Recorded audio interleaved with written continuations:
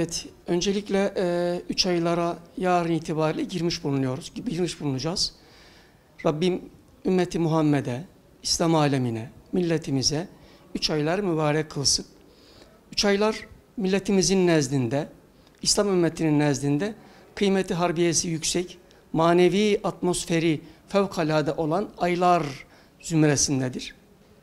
Bunları değerli kılan unsur, Peygamber Efendimiz Aleyhisselatü Vesselam'ın bu aylara verdiği kıymetten kaynaklanır ve ümmeti Muhammed ve milletimiz de bu aylara Peygamberimizden aldığı örneklikle ehemmiyet vermeye, kıymet vermeye devam etmiştir. Peygamber Efendimiz Aleyhisselatü Vesselam 3 aylarla alakalı Allahümme barik lana Recebe ve Şaban ve belligna Ramazan. Allah'ım Recep-i Şerifi ve Şaban-ı Şerifi bizim için mübarek kıl. Ramazan ayına da bizi ulaştır diye dua etmiştir.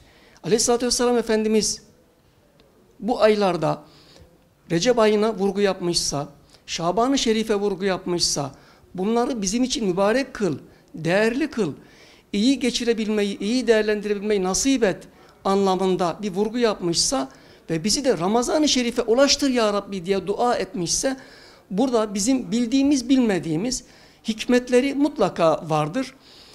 Bu anlamda biz millet olarak Peygamber Efendimiz Aleyhisselatü Vesselam'dan bu yana 3 ayların içinde bulunduğu manevi atmosfere ciddi anlamda sarılırız. Orayı bir medet kapısı, kurtuluş kapısı gibi telakki ederiz.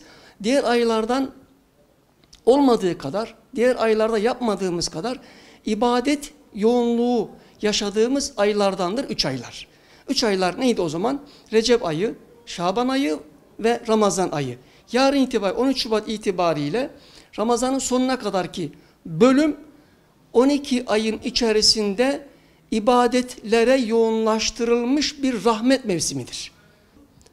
Recep ayı yapan, Şaban ayını kıymetli kılan, akabinde gelecek olan Ramazan-ı Şerif'e hazırlıktır.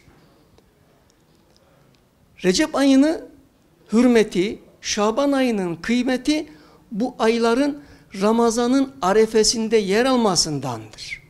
Biz Recep ayında bir takım kendimizi manevi anlamda ibadetlere yoğunlaştırırken, Şaban-ı Şerif'te vitesi biraz daha arttırırken aslında bu tempo hep Ramazan-ı Şerif'e hazırlıktır.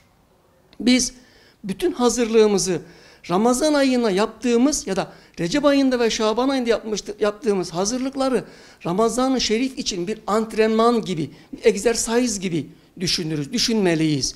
O anlamda tabii ki Ramazan-ı Şerif'in bünyesine baktığımızda başlı başına bir ibadet mevsimidir, rahmet mevsimidir, merhamet mevsimidir. Ramazan-ı Şerif'te biz ne yapıyoruz?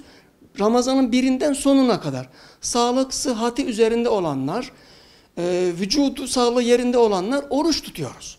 Bununla beraber Ramazan-ı Şerif'te diğer aylarda olmadığı kadar Kur'an-ı Kerim okuyoruz. O zaman Recep ayını da ve Şaban ayını da mümkün olduğu kadar olabildiğince Ramazan-ı Şerif'e hazırlanma anlamında, Ramazan-ı Şerif'teki ibadet yoğunluğuna hazırlanma anlamında mümkünse oruç tutarak, en azından pazartesi, perşembe günler oruçlu geçirerek ve de Kur'an-ı Kerim okuyarak Ramazan-ı Şerif'teki o manevi atmosfere hazırlamalıyız.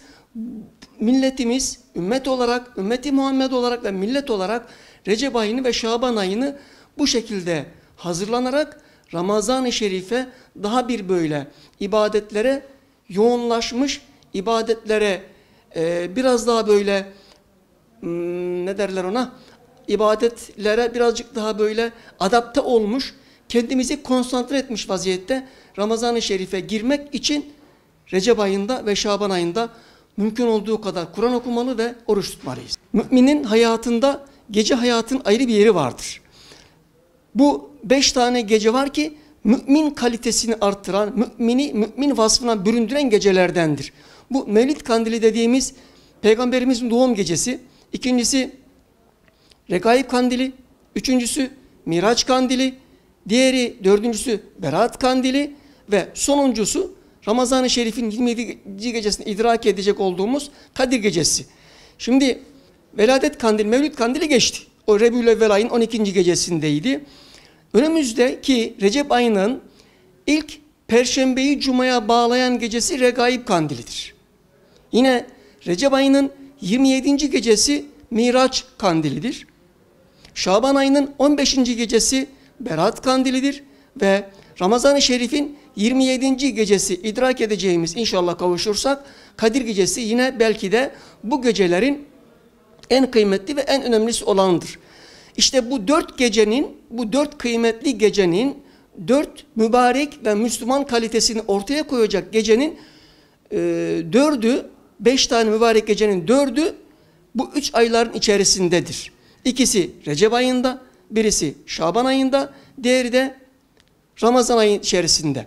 İşte bu gecelerde, bu mübarek gecelerde yapacak olduğumuz ibadet.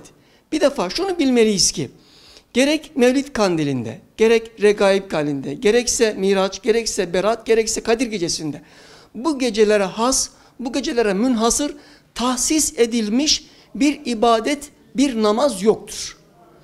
Bu gecelere özgü, şu kadar rekat namaz kılınacak, şu kadar, birinci rekatta şu kadar dua okunacak, ikinci rekatta şu dua okunacak anlamında Peygamber Efendimiz Aleyhisselatü Vesselam'dan bize nakledilen bir rivayet yoktur.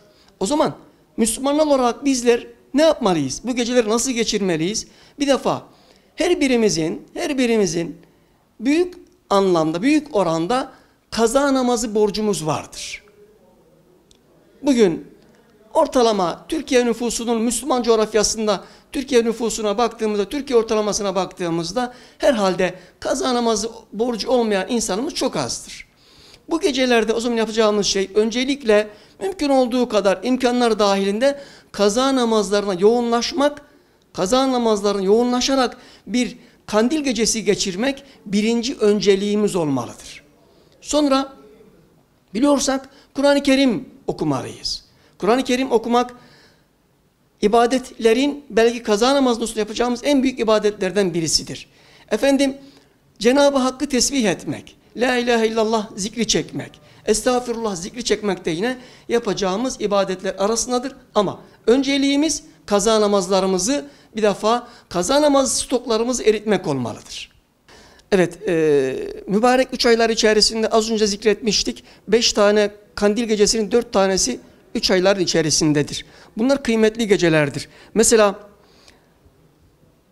Hazreti Ayşe validemizden bir hadis-i şerif der ki Resulullah sallallahu aleyhi ve sellem Şaban ayında Peygamber Efendimizin Şaban ayından daha fazla oruç tuttuğu başka bir ayı görmedim. Hazreti Ayşe validemiz Peygamber Efendimiz'den naklederek Peygamberimizin Şaban ayından daha fazla oruç tuttuğu başka bir ay görmedim. Tabi Ramazan hariç. Yine başka bir hadis-i şerif Şaban öyle faziletli bir aydır ki insanlar bundan gafil olurlar. Bu ayda ameller alemlerin Rabbine arz edilir. Ben de amellerimin oruçluyken arz edilmesini isterim der Peygamber Efendimiz. Yine başka bir hadis-i şerif Ramazan'dan sonra en faziletli oruç Şaban ayında tutulan oruçtur. İşte oruca vurgu yapılıyor. Hazreti Ayşe validemizin naklinde oruca vurgu yapılıyor. Okuduğum diğer iki hadis-i şerifte de yine Recep ayında ve Şaban ayında oruca vurgu yapılıyor. Niye? Çünkü Ramazan-ı Şerif'e hazırlık yapılacak.